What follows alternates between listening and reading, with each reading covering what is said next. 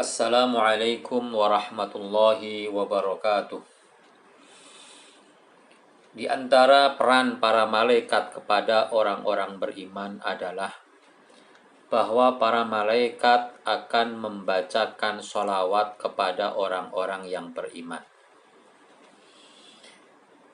Allah Subhanahu wa ta'ala berfirman dalam surah Al-Ahzab ayat 43, Huwallazi yusalli alaikum wa malaikatuhu liyukhrijakum minadh-dhulumati ilan nur wa kana bil mu'minina rahima.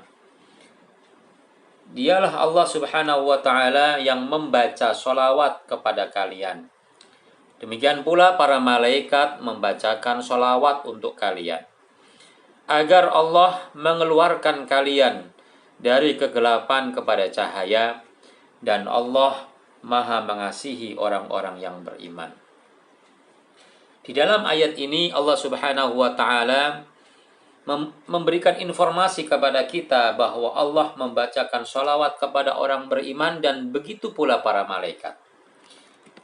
Lalu apa makna sholawat Allah? Makna sholawat Allah adalah thana'uhu 'alal 'abdi 'inda malaikatihi, yaitu Allah Subhanahu wa ta'ala memberikan pujian, sanjungan kepada hamba tersebut, kepada orang yang beriman tersebut di hadapan para malaikatnya. Hal ini sebagaimana diriwayatkan oleh Al-Imam Al-Bukhari dari Abi Al-Aliyah. Makna dari sholawat Allah kepada orang-orang beriman. Lalu apa makna sholawat para malaikat bagi orang beriman? Makna sholawat para malaikat kepada orang beriman adalah ad-du'a'u lahum. Para malaikat mendoakan orang beriman, memohonkan ampunan kepada orang beriman. Itu maknanya. Jadi kalau para malaikat membacakan sholawat kepada orang beriman, berarti para malaikat berdoa kepada Allah agar Allah memberikan kebaikan-kebaikan kepada orang beriman dan memberikan ampunan kepadanya. Maka bagaimana kemudian kita bisa mendapatkan sholawat dari para malaikat? Apa saja perbuatan-perbuatan yang bisa kita lakukan agar para malaikat membaca sholawat buat kita? Pertama adalah mu'allimun nasi al-khaira, bahwa para malaikat akan membacakan sholawat kepada orang-orang yang mengajarkan kebaikan. Maka berbahagialah para guru yang selalu mengajarkan kebaikan. Bahagialah para orang tua yang selalu mengajak anak-anaknya untuk melakukan kebaikan. Bahagialah para pemimpin yang selalu memberikan bimbingan kepada orang-orang beriman agar melakukan kebaikan-kebaikan. Dalam sebuah hadis yang diriwayatkan oleh Al-Imam At-Tirmidzi, Rasulullah sallallahu alaihi wasallam bersabda, "Innallaha wa malaikatahu wa ahlas samawati wal ardi hatta namlati fi juhriha wa hatta al-huti la yusalluna ala muallimin nasil khaira." Kata Rasulullah, sesungguhnya Allah Subhanahu wa ta'ala dan para malaikat, seluruh penduduk langit dan bumi, hingga semut yang berada di dalam lubangnya dan ikan yang ada di samudra, maka mereka sungguh benar-benar membacakan sholawat kepada orang-orang yang mengajarkan kebaikan kepada manusia.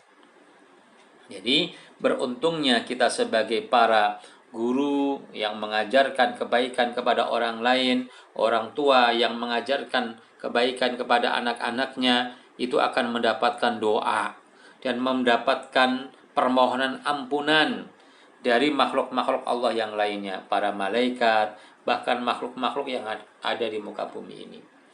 Yang kedua adalah alladzina yantaziruna shalatal jamaah. Para malaikat akan memberikan sholawat kepada orang-orang yang menantikan sholat berjamaah. Dalam sebuah hadis yang diriwayatkan oleh Imam Muslim dari Abu Hurairah, Rasulullah bersabda, "Innal malaikata tusalli ala ahadikum ma dama fi majlisihi. Taqulu Allahumma ighfir lahu, Allahumma arhamhu, ma lam yuhdith. Sesungguhnya para malaikat akan membacakan sholawat kepada kalian selama kalian berada di majlis kalian. Di majlis kalian artinya di majlis di mana kalian melaksanakan ibadah sholat. Ya.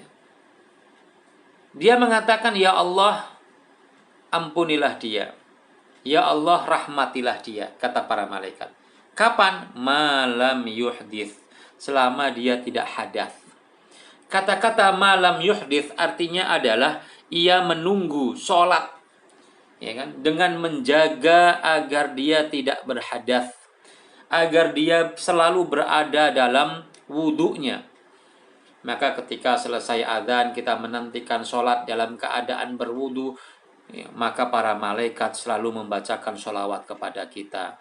Maka jangan bercanda, jangan bermain-main ketika kita menantikan sholat kita. Karena di situ ada para malaikat yang mendoakan kepada kita berupa doa-doa kebaikan dan ampunan. Yang ketiga adalah alladzina yusalluna fis shaffil awwal. Orang-orang yang mengerjakan sholat di shaf yang pertama. Ya kan? Di antara keutamaan orang yang mendapatkan shaf yang pertama adalah bahwa dia akan dibacakan sholawat oleh para malaikat. Hal ini sebagaimana disebutkan dalam hadis yang diriwayatkan oleh Al-Imam Abu Dawud dari Al-Barra bin Azib bahwa Rasulullah bersabda, "Innallaha wa malaikatahu yusalluna 'alas sufufil awwal." Bahwa Allah dan para malaikat membacakan sholawat kepada orang-orang yang berada di shaf yang pertama.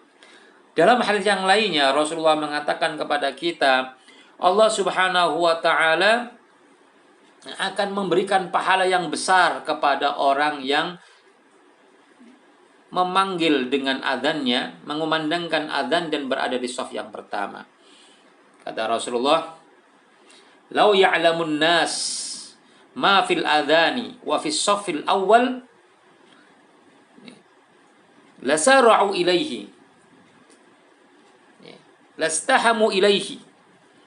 Bahwa kalau seandainya manusia mengetahui betapa besar pahala yang Allah berikan kepada orang yang adzan dan orang yang berada di shaf yang pertama, maka pasti mereka akan bersegera dan berlomba untuk mendapatkannya. Ya, hadits itu menunjukkan bahwa pahala orang yang adzan dan orang yang berada di shaf yang pertama begitu besar hingga Allah tidak sebutkan berapa pahala buatnya. Ya. Kemudian mafhumul muwafaqahnya adalah kalau orang yang ada di shaf yang pertama saja dia sudah mendapatkan pahala sedemikian banyak, apalagi dia menjadi imam yang berada di shaf yang lebih awal, lebih depan daripada shaf yang pertama. Tentu pahalanya lebih banyak dan lebih besar.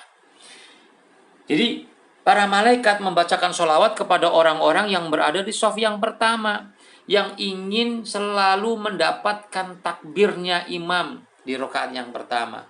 Ya kan? Makanya kalau ada shaf yang kosong di depannya, jangan dipersilahkan orang lain untuk mengisinya. Karena di situ nilainya beda kalau kita berada di shaf yang di belakangnya. Ya kan? Makanya dalam kaidah fikih disebutkan al-itharu fil qurabi makruhun. Mendahulukan orang lain dalam masalah ibadah itu makruh. Jangan kau berikan shafmu yang kosong kepada orang lain. Isilah shaf itu olehmu. Jangan dibiarkan orang lain untuk menempatinya. Yang keempat adalah alladzina yasuddunal faraja bainas sufufi. Orang-orang yang menutupi shaf-shaf yang kosong. Sebagaimana diriwayatkan oleh Imam Ibnu Majah dari Aisyah radhiyallahu anha, Rasulullah bersabda, "Innallaha wa malaikatahu yusalluna 'alal ladzina yusalluna sufuf wa man sadda farjatan rafa'ahu Allahu biha darajatan." Allah dan para malaikat akan memberikan sholawat kepada orang-orang yang mengisi shaf-shafnya di dalam sholat, ya kan? Tidak mengosongkannya. Dan barang siapa yang mengisi kekosongan shaf, maka Allah akan angkat derajatnya. Diangkat derajat kita oleh Allah kalau kita mau mengisi shaf yang kosong. Maka sangat-sangat disayangkan Kalau ada soft yang kosong, kita tidak mau mengisinya. Bahkan masih banyak kita temukan, ya tentu di luar masalah kondisi corona ini, ya kan, orang membiarkan soft yang longgar sehingga ya, bisa ditempati oleh satu atau dua orang. Ya, kecuali ada sebab membahayakan kita seperti kasus corona ini, maka kita diperbolehkan untuk merenggangkan softnya. Tapi kalau dalam kondisi normal, maka kita jangan pernah mengosongkan soft tanpa kita berupaya untuk mendapatkannya. Kemudian yang kelima adalah alladzina yatasahharun. Para malaikat membacakan sholawat kepada orang-orang yang sahur. Orang yang sahur berarti dia puasa besoknya. Orang berpuasa dapat pahala banyak, akan mendapatkan pahala lebih banyak lagi kalau dia mau sahur. Ya kan? Karena Rasulullah juga mengatakan inna fis sahuri la barokah, dalam sahur itu ada keberkahan. Keistimewaan yang lainnya adalah bahwa para malaikat juga akan membacakan sholawat kepada orang-orang yang sahur. Bahkan bukan hanya para malaikat, Allah juga membacakan sholawat kepada orang-orang yang sahur. Maka disayang kalau kita berpuasa kemudian sengaja tidak sahur walaupun kita kuat. Maka walaupun hanya seteguk air putih kita tetap sahur. Karena di situ ada keberkahan, di situ ada sholawat. Ya, disebutkan oleh Imam Ibnu Hibban dan Imam Tabrani dengan sanad yang hasan, diriwayatkan dari Ibnu Umar, Rasulullah bersabda, innallaha wa malaikatahu yusalluna 'alal mutasahhirin. Allah dan para malaikatnya membacakan sholawat kepada orang-orang yang sahur. Kemudian yang berikutnya adalah para malaikat membacakan sholawat kepada orang-orang yang mau bersolawat kepada Nabi. Dalam hadits yang diriwayatkan oleh Imam Ahmad bin Hanbal dari Amir bin Rabi'ah dengan syarat yang hasan, bahwa Rasulullah bersabda, ma min 'abdin yusalli 'alayya illa shallat 'alaihi al-malaikatu ma dama yusalli 'alayya.